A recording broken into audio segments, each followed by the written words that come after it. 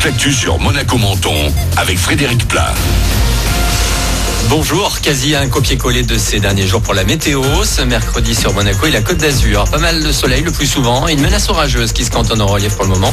24 degrés cet après-midi, les orages descendront jusqu'à la plage demain. C'était la météo sur Énergie avec La Trégo, votre restaurant les pieds dans l'eau. Port de Plaisance, Cap d'Aille.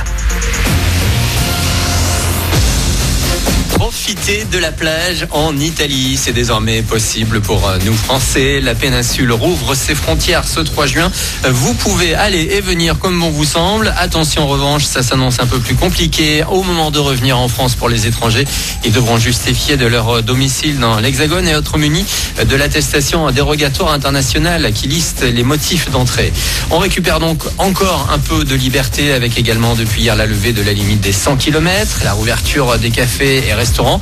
Mais attention, toujours à ne pas trop se relâcher. On a recensé de nouveaux décès de la Covid-19 hier dans les hôpitaux des Alpes-Maritimes et on a une petite centaine de malades hospitalisés dans notre département.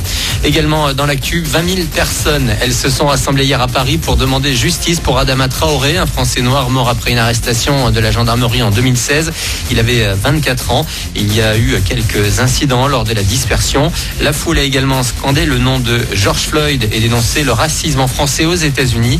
Les USA où les contestations se prolongent, des pillages ont aussi eu lieu à Manhattan encore cette nuit. New York restera sous couvre-feu au moins jusqu'à dimanche.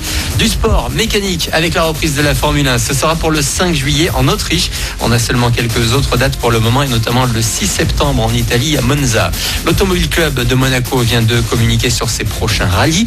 2 des 3 prochains partiront de Monaco pour doper l'économie locale et azuréenne. Le e-rallye s'élancera donc de la Principauté le 22 octobre. Il faudra patienter un peu plus longtemps, le 28 janvier pour cette fois le rallye Monte-Carlo historique.